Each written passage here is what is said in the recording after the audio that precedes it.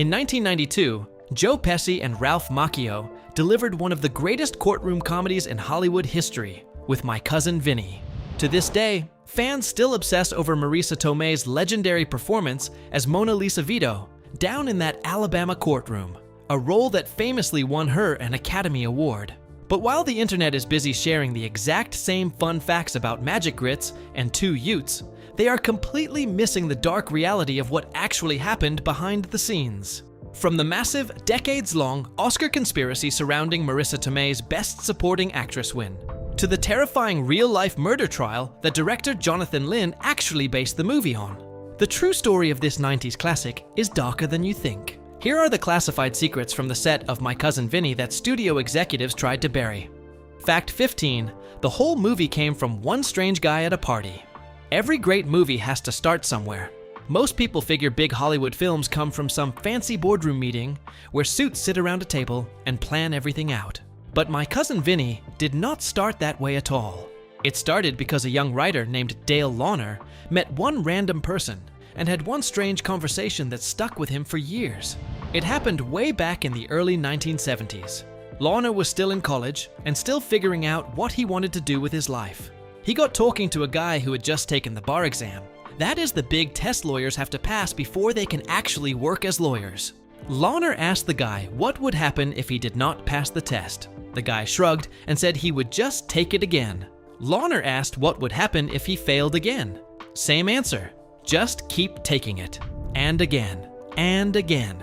Until he passed. Launer got curious and asked the guy something he had never thought about before. What is the most times anyone has ever failed and still eventually passed? The answer he got back stopped him cold. Someone had taken the bar exam 13 times before finally passing it. That number lodged itself deep in Launer's brain. He could not stop thinking about it. Because if someone passed after 13 tries, that means they were out there practicing law after failing over and over again. What kind of person does that make them? And what would happen if that person got thrown into the scariest, most high-pressure case imaginable on their very first day?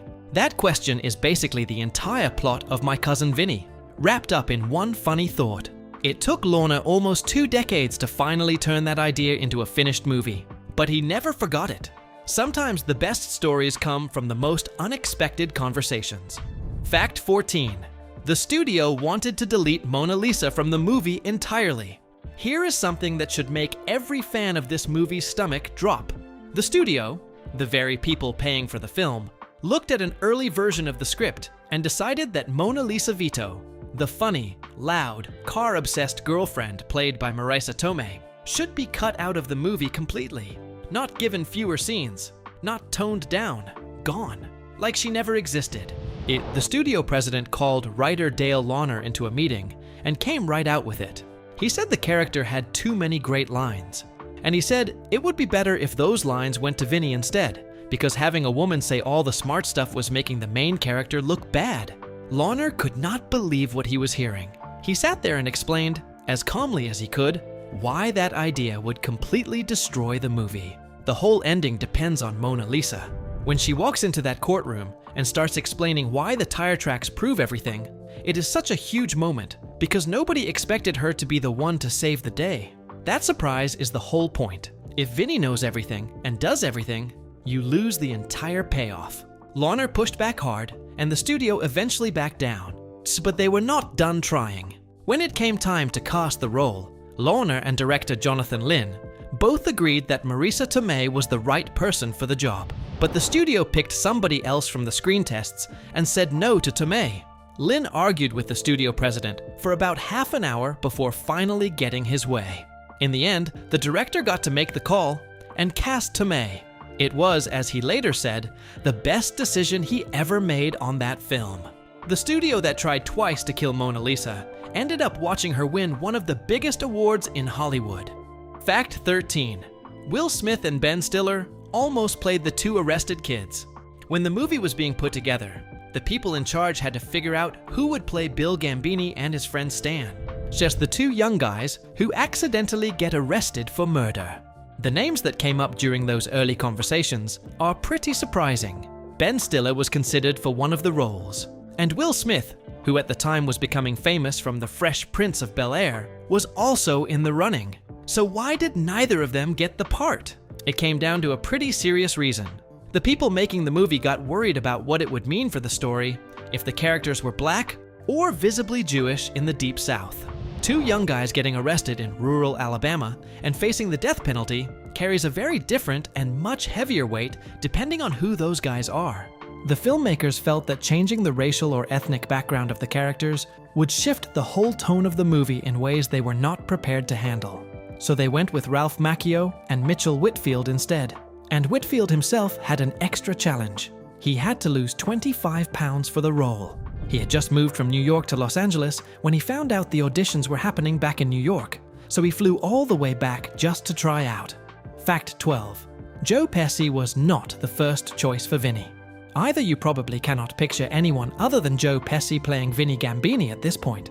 The accent, the attitude, the leather jacket, the way he pronounces the word Utes. It all feels like it was built for Pesci. But the truth is, several other actors were seriously considered for the role before Pesci ever came into the picture. The names that got thrown around included Danny DeVito, Peter Falk, Robert De Niro, and Jim Belushi. The filmmakers knew they needed someone who felt genuinely Italian-American, someone who could pull off that specific kind of loud, fast-talking New York personality. Some of the actors on that list did not quite fit that requirement.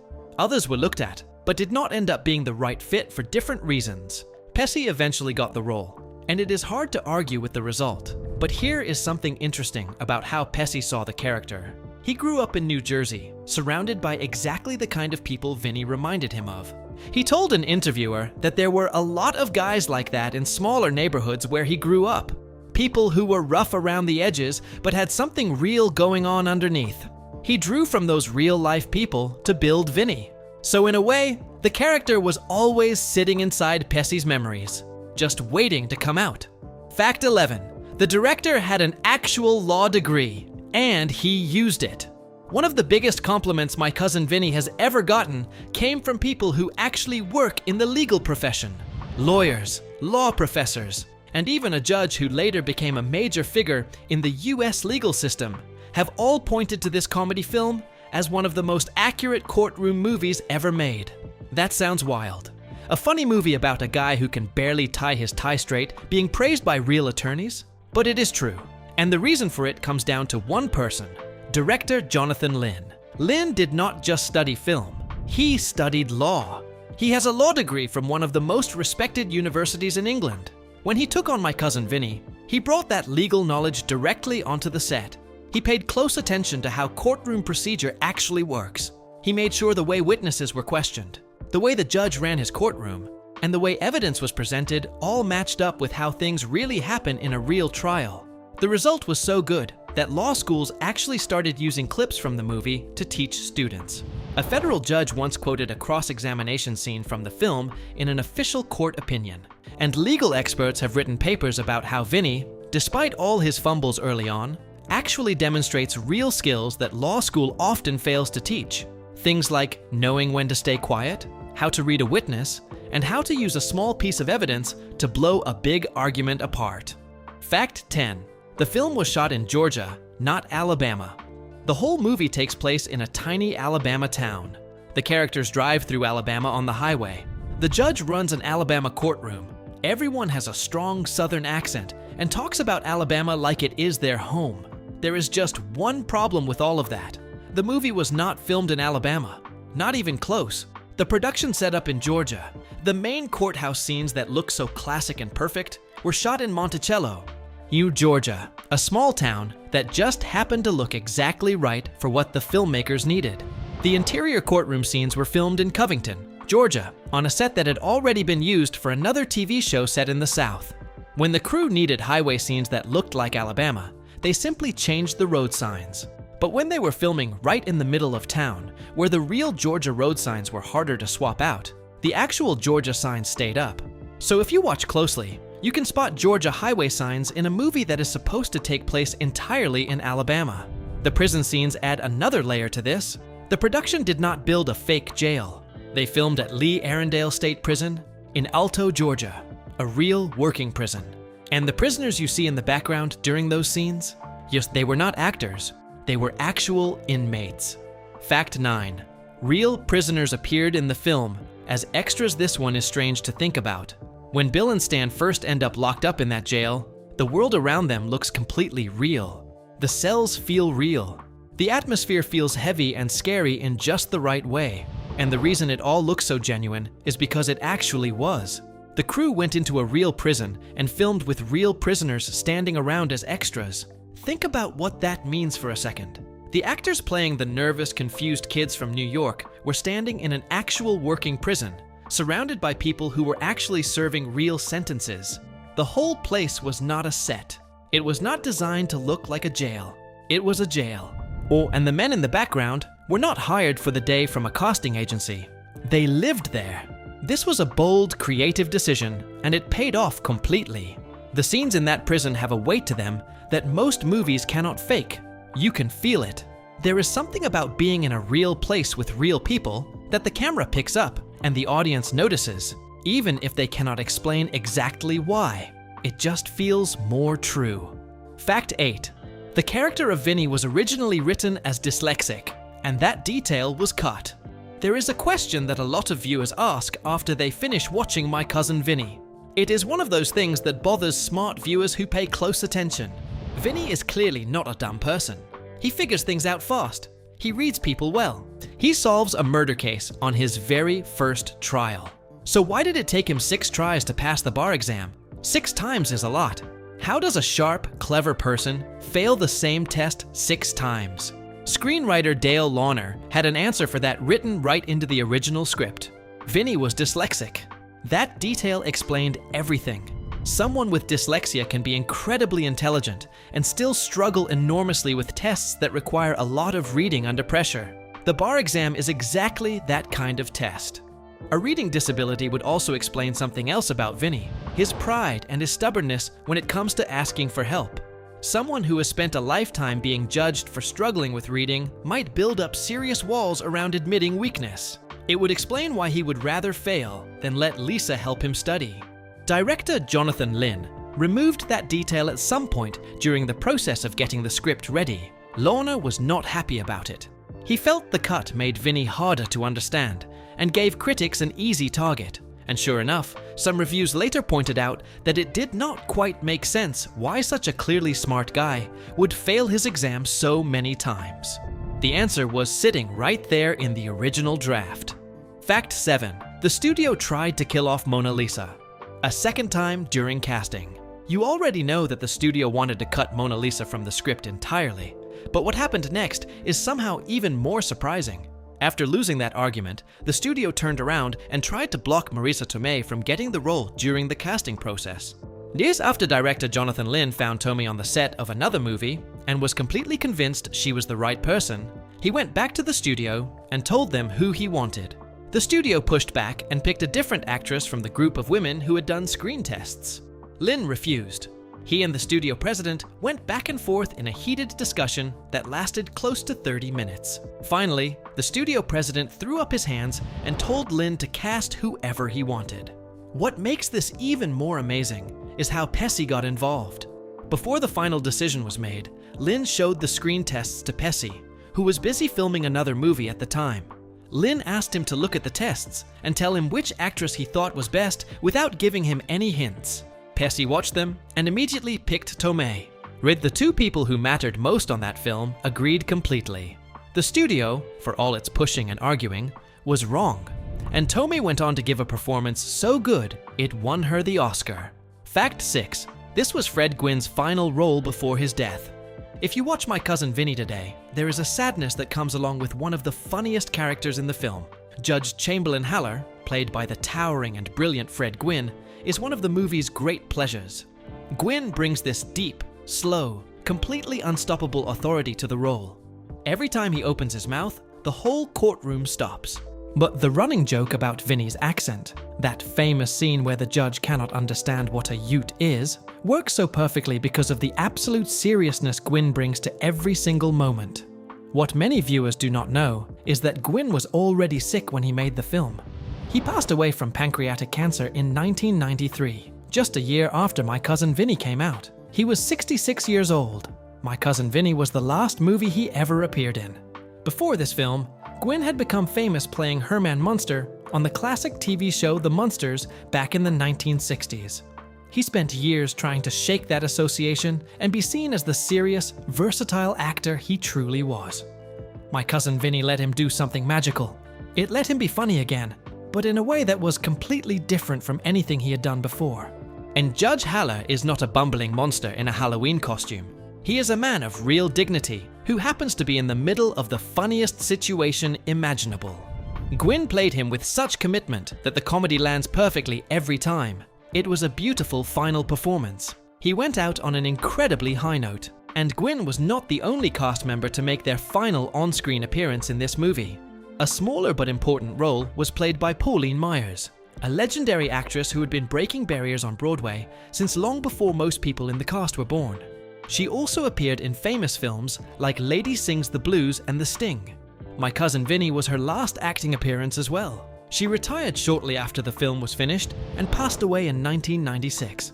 Fact 5. The Oscar win sparked one of Hollywood's biggest conspiracy theories. When the Academy Awards happened in early 1993, Marisa Tomei was sitting in the audience as a nominee for Best Supporting Actress. She was up against a group of much more established actresses: Judy Davis, Joan Plowright, Vanessa Redgrave, and Miranda Richardson. These were serious names with serious careers. Most people watching the show expected one of them to win, with Vanessa Redgrave being the favorite for her role in a period drama. Then the presenter Jack Palance announced Marisa Tomei's name as the winner. The room was surprised, the press was surprised, and almost immediately, people started saying something had gone wrong. A rumor spread so fast it was hard to track down where it started. The other story went that Palance, who was older and had been acting a little eccentric at the ceremony already, had misread the name on the envelope. Instead of reading out the actual winner, people said, he just blurted out Tomei's name by mistake. And because the Academy was too embarrassed to correct itself in front of all those cameras, they just let it stand. This story became so widespread and lasted so long that it genuinely hurt Tomei. She later admitted that it was crushing at first. A moment that should have been one of the happiest nights of her life became something she had to defend and explain for years afterward. She even joked about the conspiracy theory when she hosted Saturday Night Live, because what else can you do? The whole thing was completely false. Multiple backstage systems exist at the Oscars specifically to catch any mistake before it reaches the audience. The Academy confirmed the correct winner, but the damage had been done, and the rumor stuck around for an embarrassingly long time, even as Tomei kept working, kept getting nominated, and kept proving that she absolutely deserved every bit of recognition she received. Fact 4. The Southern trailer line that nearly killed the film at the box office. My Cousin Vinny ended up making about $52 million in America, a solid number for a mid-budget comedy. But screenwriter Dale Launer always believed the movie could have done even better, and he blamed one specific decision for hurting it where it hurt most. And the marketing team put together the trailers that would run in theaters to sell the movie to audiences. Somewhere in the editing of one of those trailers, they included a moment where one of the characters makes a joke about Southerners, something along the lines of calling them inbred and saying they sleep with their sisters. It was a line meant to get a laugh and show the edginess of the humor, but it had an unintended and very real consequence. Southern audiences saw that trailer and decided they wanted nothing to do with the movie. Launer's frustration was that My Cousin Vinny is actually quite respectful towards Southern culture and Southern people. The film does not make the Southerners the villains. The judge is a good judge. The prosecutor is doing his job honestly. The local people are shown as regular folks with a different way of life that clashes with the New Yorkers, but neither side is painted as evil. The movie works precisely because it does not stack the deck against the South. But that trailer told a completely different story, and a huge chunk of potential audience simply stayed away based on one misleading moment in an advertisement. In New York, meanwhile, the film played for what felt like forever. Fact 3. A real Supreme Court justice quoted the movie in an official opinion. The legal compliments this movie has received are not just from law professors writing articles and blog posts. They go all the way to the top of the American legal system. Justice Antonin Scalia, one of the most famous Supreme Court justices of the 20th century, actually name-checked My Cousin Vinny during a 2006 Supreme Court hearing. That alone is remarkable enough, but it went further than that. Merrick Garland, who later became the Attorney General of the United States, was serving as a federal appeals judge when he wrote a legal opinion that quoted directly from a cross-examination scene in the film. He called what Vinnie Gambini did in that scene a masterclass in cross-examination. This is in an official legal document, a federal judge citing a Joe Pesci comedy as a model for courtroom technique. And if that still feels impossible to believe, consider this. After Scalia mentioned the movie in that hearing, screenwriter Dale Launer was invited to visit the justice's private chambers for a meeting. For a Hollywood comedy writer sitting down with a Supreme Court justice to talk about legal procedure. The reason it all happened is because Jonathan Lynn cared so much about getting the legal details right. His law degree shaped every scene set inside that courtroom, and it shows in ways that even the most trained legal minds in the country have been unable to ignore. Fact 2. The stuttering lawyer almost ended an actor's career. There is a character early in My Cousin Vinny who gets some of the biggest laughs in the film. The public defender assigned to Bill and Stan before Vinny shows up is a nervous, struggling man with a serious stutter. Every time he opens his mouth in the courtroom, his words come slowly and painfully, and the situation gets worse. It is played for laughs. And audiences definitely laughed. But for the actor who played the role, Austin Pendleton, the experience was far from funny. Pendleton had dealt with stuttering himself when he was a teenager. He had worked through it over years and had built a successful acting career. When he took on this role, he had to go back and dig up something very personal and very painful from his past. He had to remember what it felt like to struggle with every word, and then perform that struggle in front of cameras while other actors tried not to crack up in the background. Even in the finished film, if you look carefully during his courtroom scenes, you can spot Ralph Macchio and other cast members trying very hard not to laugh. After the movie came out, Pendleton started receiving angry letters from people who stutter. They felt the character made fun of their condition in a cruel way, and that he had helped to put that out into the world. Years later, in an interview in 2022, 30 years after the film came out, Pendleton said that he felt the role had nearly ended his career. He said the backlash from the stuttering community was real and serious, and that he regretted agreeing to play the part. Even the casting director who was involved in hiring him later said that the character would probably have been handled very differently if the movie were being made today. Fact 1. Marisa Tomei's character was almost cut, and a sequel got killed by her exit. You already know about the 2 times the studio tried to stop Mona Lisa Vito from being in this movie.